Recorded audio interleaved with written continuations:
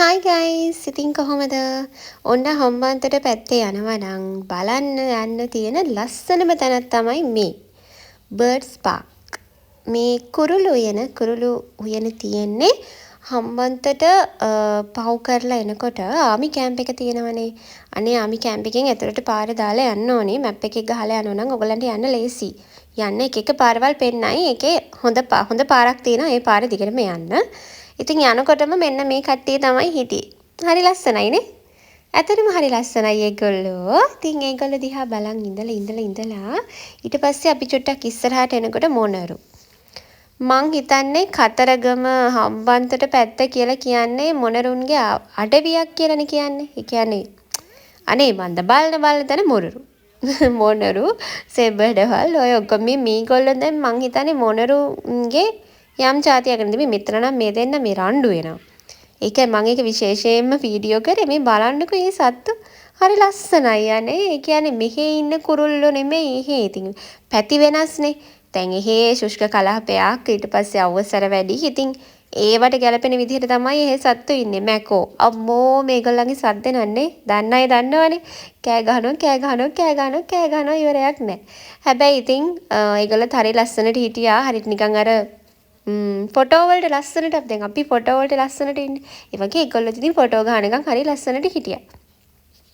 ඔන්න ඉතින් ඊට පස්සේ තවත් මොනරු ජාතියක්. ඉතින් මොනරු තමයි ගොඩක් මම ඇත්තටම ඒ කියන්නේ මොනරුන්ගේ යම් විශේෂ. සමහරට සත්තු ඉන්නවා. ඒ සත්තුන්ගේ විවිධ ප්‍රභේද තමයි ඒ හිටියේ. ඉතින් ඇත්තටම ලස්සනයි. මේ ඉන්නේ සුදු මොනරෙක්. අර කියන්නේ මේ මොනරු පිල් විදහනවා ගැහැණු يعني සෙබඩියන් පේන ගැහැණු අයට පේන්න කියලා. ඉතින් මං හිතන්නේ මේ අවස්ථාවක් ඒගොල්ලන්ගේ ආකර්ෂණය දිනා ගන්න මෙයා ලස්සනට පිල් විදලා ඉන්නවා. ඒකත් ඉතින් නියමයිනේ. ඉතින් ඔන්න ඔය විදිහට තමයි එයාගේ ලස්සනත් බැලුවේ. ඊට පස්සේ මේ බලන්න තවත් එක්කෙනෙක් ඉන්නවා. ඉතින් මේ වගේ ගොඩාක් කුරුල්ලෝ ඉන්නවා. මං හිතන්නේ චූටි දරුවෝම පැස්පරු. අම්මෝ යාළගේ උස්සනේ. මේ ඉතින් මං හිතන්නේ චූටි දරුවෝ එහෙම ඇත්තට මෙතනට එක්ක යනවා නම් ආස හිතේ. මොකද චූටි දරුවෝ කොහොමත් කුරුල්ලන්ට හරි ආසයිනේ. ඉතින් ඒ නිසා එක්කන් යන්න හම්බන්තොට පැත්තේ යනවා නම් එක්කන් යන්න. ඇත්තටම කිව්වොත් මේ තැන්වල මේ වතුර හැම දැන් ඒ කියන්නේ ඇත්තටම රස්නීනේ. ඒ අපි යන දවසෙත් මාර රස්නී.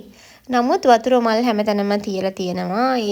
ඒවෙන් හැමතැනම කූල් වෙනවා. මේ බලන්න මෙයාගේ පිල. අනේ හරි ලස්සනයි. පිල තිගායි නේද? ඒ වගේ. ඉතින් හරි ලස්සන ඊළඟට චොටි ගිරව් හිටියා. ඉතින් ඒ වගේ මේ හරි ලස්සන සත්තු ටිකක් හිටියා. ගොඩක් පැස්බරෝ එහෙම නම් ගොඩක් හිටියා. ඉතින් ඒගොල්ලන්ට හරියට ඔය කෑම බීම ඒවත් දෙනවා අපි දැක්කා.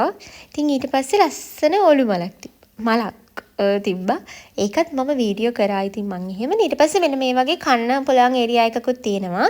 ඒ කියන්නේ මොන හරි කෑම අරගෙන එහෙම කන්න පුළුවන්. අපි නම් බීම එකක් ගත්තේ. මේක මාර රහයි. ඒ නිසා ඔන්න යනවා නම් ඉතින් එතනින් කාලා බීලා එන්නත් පුළුවන්. ඉතින් ඇත්තටම මේ පොඩි ළමයි හැම ඉන්නවා නම් එක්කන් යන්න. මොකද ඒගොල්ලෝ ආසයිනේ. කුරුල්ලෝ බලන්න අපිත් ආසයි නම් පොඩි දරුවෝ කොහොමත් ආසයි. මං හිතන්නේ බලන්න ඕන තැනක්. අනික ෆොටෝස් වලට මාර ලස්සනයි. මං ඉතින් කරේම මගේ ෆොටෝස් ගන්න එක තමයි. ඒ කියන්නේ ෆොටෝස් වලට මාර ලස්සනයි. එතන ලොකේෂන් හරි ලස්සනයි. ඉතින් ඔන්න ඔය වගේ සතුත් ගොඩක් හිටියා. ඉතින් බැලුවා විනෝද වුණා. හරි සතුටුයි ඉතින් එදා දවස. ඉතින් එදා දවස ඔන්න ඔය විදිහට ලස්සනට සතුටින් ගත කෙරුණා. ලස්සන ෆොටෝ ටිකක් නම් ගහගත්තා. ෆොටෝ වල නම් මාර ලස්සනයි ෆොටෝ වලට නම් මෙතන. ඉතින් ඔයගොල්ලොත් යනවා නම් හම්බන්තොට පැත්තේ කුරුළු වෙනට යන්න. ගිහින් බලලා සතුටු වෙන්න. ඉතින් මේකේ සම්පූර්ණ يعني සත්තුන්ගේ ලොකු වීඩියෝ එකක් මම දාන්නම් ඉස්සරහට. ඒකත් බලන්න. බලලා ඉතින් ඔයගොල්ලොත් ගිහිල්ලා විනෝද වෙලා සතුටු වෙලා එන්න. එහෙනම් ඉතින් මේ වගේ තවත් වීඩියෝ බලන්න මාත් එක්ක එකතු වෙලා ඉන්න. එහෙනම් ඉතින් ගිහින් එන්නම්. තව ලස්සන වීඩියෝ එකකින් හම්බ වෙමු. මොකද ගොඩාක් තැන්වල අපි ඇවිද්දා. ඒ ගොඩාක් තැන්වල ඇවිත් හැම තැනකම වීඩියෝ එකක් ගානේ ඔයගලන්ට දාන්නම්. මොකද දවස් 3කින් බලන්න පුළුවන් තැන් තමයි මම මේ කියන්නේ. හම්බන්තොට කතරගම මාතර ওই සයිඩ් එක. එහෙනම් ඉතින් ගිහින් එන්න. බයි.